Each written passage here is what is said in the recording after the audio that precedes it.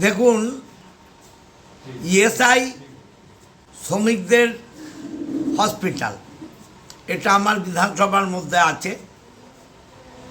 নানান সময় সাধারণ মানুষ কমপ্লেন করছিল, আমি সেটা দেখতে গিয়েছিলাম। কিন্তু যিনি বর্তমান সুপার আছেন তার কোনো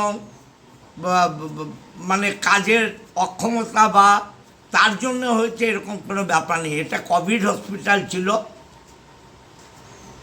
তার থেকে বর্তমানে পরিবেশ অনেক ভালো হয়েছে এবং যে অস্বাস্থ্যকর পরিবেশ রয়েছে এটা সেন্ট্রাল গভর্নমেন্ট কোনো টাকা দিচ্ছে না।